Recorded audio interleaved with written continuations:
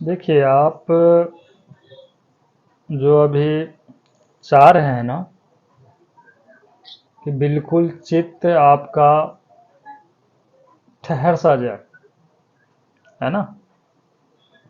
जो हमारा हाँ चित्त जी। होता है वो बिल्कुल ठहर सा जाए, उसको किसी भी दिशा का झोंका, हवा का झोंका उसे प्रभाव में नहीं ले सके, है ना। बिल्कुल बिल्कुल।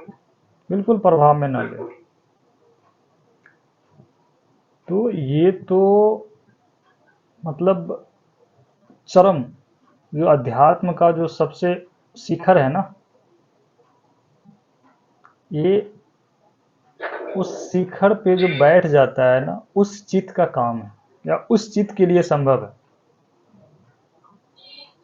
ठीक है। जी। उसे समाज हो, घर हो, परिवार हो, उसके बच्चे हो, यहाँ तक कि या सृष्टि ही क्यों नहीं हो, उस चित्त को नहीं छू पाता, जी। प्रभाव में नहीं ले पाता। क्यों? क्योंकि वह चित्त जो है बिल्कुल एक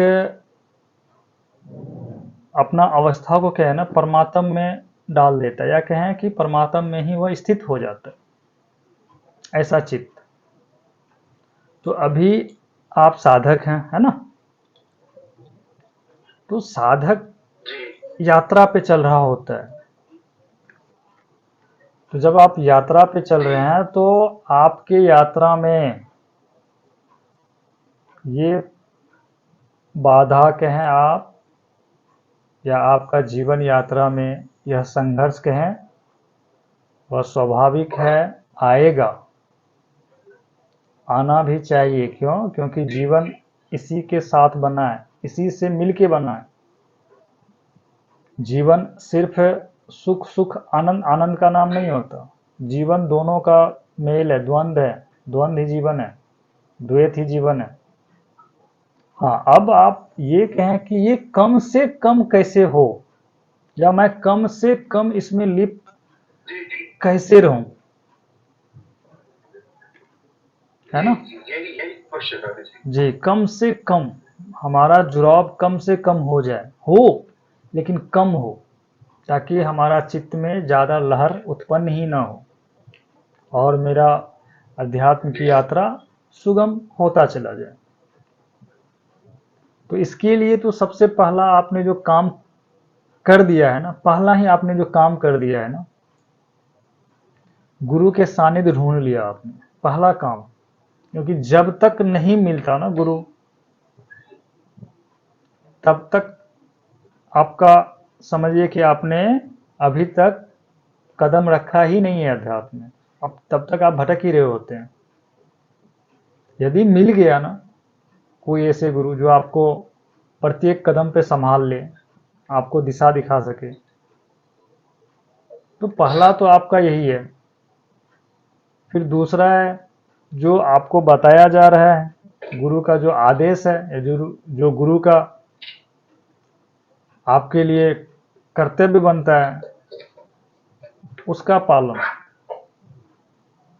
बहुत जरूरी है। फिर उनके ज्ञान का, जो जी। ज्ञान दे आपकी रहे हैं, बात थोड़ी उसका सी भी कटी है पालन। मुझे, किसका पालन? जी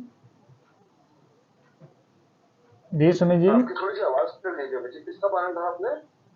देखिए, सबसे पहला तो मैंने बताया कि आप जी। तो प्रथम कदम आपने किसी गुरु का सानिध्य पाया, है ना।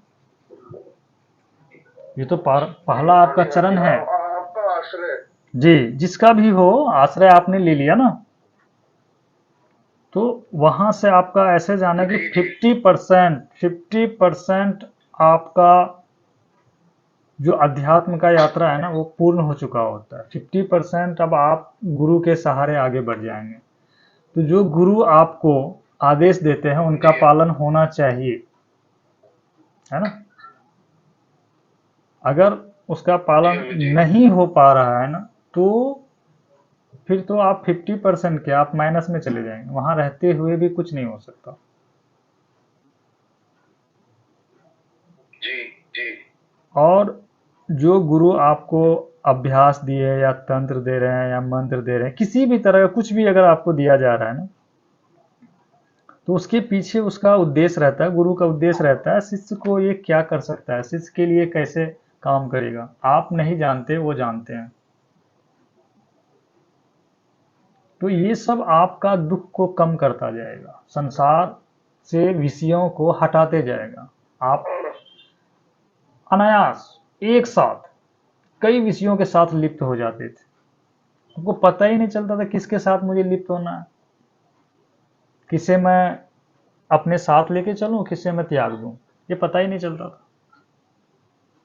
तो गुरु आपको ये बताते हैं कि ये विषय अध्यात्म के मार्ग में सही है, बाधक नहीं है, और ये विषय बाधक है, आप इसे त्याग दो।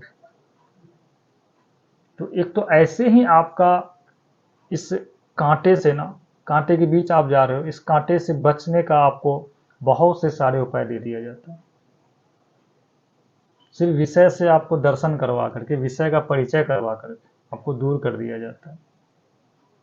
हाँ, कुछ अब बिल्कुल नजदीक, यानी कि परिवार का, बच्चे का, पत्नी का, पति का, है ना, वो करेगा ही। तो उसके लिए क्या है ना, आपको बहुत ही ज्यादा गहराई में जाना होता है। परिवार, बच्चे, माता पिता, रिश्ते, दोस्त, आपका रोजगार, कार्य, बिजनेस, इसके लिए जब अध्यात्म के और गहराई में जाएंगे ना, तो धीरे धीरे ये समझ आने लगता है कि जिसे आप अपना कह रहे हो, रिश्तेदार कह रहे हैं, बच्चे कह रहे हैं, माता कह रहे हैं, पिता कह रहे हैं, ये समझ में आने लगता है। इसके प्रति आपका और होश बढ़ता है। जब होश बढ़ता जाएगा ना, तो आप अपने पिता धर्म का पालन होश पूर्वक करेंगे, पति का धर्म का पालन होश पूर्वक करेंगे, पुत्र का धर्म का पालन होश पूर्वक करेंगे। तो ये अभ्यास से होता चला जाएगा। अभी आप देखिए कि जितने समय से आप मुझसे बात कर रहे हैं, कितना हो गया, लगभग साल, एक साल भी नहीं हुआ होगा, है ना? नहीं अमित जी, मैं दिसंबर में, नवंबर लास्ट में, दिसंबर में आपके संपर्क में आया था। हाँ जी। अभी हरिद्वार से पहले तो मेरी आपसे सिर्फ 5 से 6 बार बात हुई थी बस। जी, तो आप अगर इसी बीच कर लीजिए ना, हम सब हरिद्वार से ही अगर देखते हैं, तो इस बीच में बहुत से विषय जी आपके लिए छूट गया होगा, है ना? जी जी। तो ये धीरे धीरे हो रहा है, ये धीरे धीरे हो रहा है। विषय को आप समझ पा रहे हैं, विषय को आप देख पा रहे हैं, ये आपके जीवन में कितना काम का है, कितना काम का नहीं है, आप उसे हटा पा रहे हैं। तो ऐसे धीरे धीरे धीरे धीरे आप जब बाहर के विषय को आप काट देंगे, अभी अभी अपना कंट्रोल, अभी अपना कंट्रोल फील होता है। पहले तो क्या था कि अपना रिएक्शन, अपना अपनी प्रतिक्रिया भी अपने कंट्रोल के बाहर थी जी। अब कई बार तो ऐसा होता है कि यार इस बात पर क्रोध करना चाहिए, इस बात पर क्रोध नहीं करना चाहिए, जी। इस बात पे चलो जोर से बोल देते हैं, जो इस बात को जोर से नहीं बोलते, जी। इस बात पे चलो थोड़ा प्यार दिखा देते हैं परिवार को, चलो इस बात की तो जरूरत भी नहीं है। तो अब तो ये चीज फील होती है।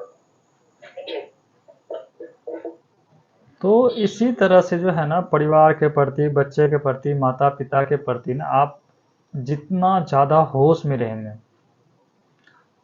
आपको महसूस होगा, जिसे आप पुत्र कह रहे हो, पत्नी कह रहे हो, वो आपका मानसिक या सामाजिक, और जो हमारा जेनेटिक है ना, बायोलॉजिकल है ना, वो संबंध है। लेकिन आप शुद्ध चेतन आत्मा हो, तो शुद्ध चेतन आत्मा का संबंध किसी से नहीं होता, है ना? वो असंग है, निर्लेप है, उसका मेल किसी से नहीं है। तो जब आप गहराई में जाएंगे ना, तब ये एहसास होने लगेगा, और जितना ये एहसास होगा ना, होशपूर्ण जितना आप होते जाएंगे, उतना ज़्यादा समाज के प्रति, रिश्तेदार, माता पिता, इन सब के प्रति ना एक अलग आपका दृष्टि बनने लगेगा। ऐसा नहीं कि छोड़ के भाग जाएगा, नहीं, एक अलग दृष्टि से आप इसे देख पाएंगे, इसे समझ पाएंगे और इसका सेवा कर पाएंगे, आप अच्छे से सेवा कर पाएंगे। जी जी तो यहाँ पे बंधन वो नहीं बनेगा, जी अमित जी। वो तो होशपूर्ण जब आप जान जाएंगे तो बंधन कैसा? बंधन तो तब होता है जब अज्ञान अवस्था होता है। अज्ञान अवस्था का नाम ही बंधन है और ज्ञान अवस्था का नाम ही मुक्ति है। अगर आप ज्ञान की अवस्था में हो तो आप मुक्त हैं, अगर आप अज्ञान में हैं तो बंधन में हैं। गहरी नींद में आप क्या होते हैं? किसी अवस्था में नहीं, ज्ञान स्वरूप होते हैं आप। तो आपको कौन बांध सकता है उस समय? संसार बांधता है आपको गहरी नींद की अवस्था में? माँ पिता बच्चे कौन बांधता है आपको? यहाँ तक कि आत्मा परमात्मा कोई नहीं बांध सकता, जी नहीं। है ना? लेकिन जैसे ही अहंकार उत्पन्न होता है सब बांध देता है आपको। तो अहंकार की उत्पत्ति अज्ञान से होता है। तो यहाँ से सारा तांडव शुरू होगा, जी जी यहीं से सारा खेल है। तो अभी कुछ समय दीजिए, धीरे धीरे धीरे प्रश्न आ रहा है, मतलब पता भी ना चले। मैं तो कहता हूँ कि आप गाड़ी में इस तरह से ब्रेक लगाओ ना, पीछे बैठने वाले को पता ही नहीं चलेगा आपने ब्रेक भी लगाया था या आपने गियर शिफ्ट भी किया था। जी जी कोई झटका ही लगना नहीं है। जी जी मैं इतना स्मूथ करके आपको सारा परिवर्तन कर दूंगा, पता ही नहीं चलेगा कि आप में कब बदलाव आया। धीरे धीरे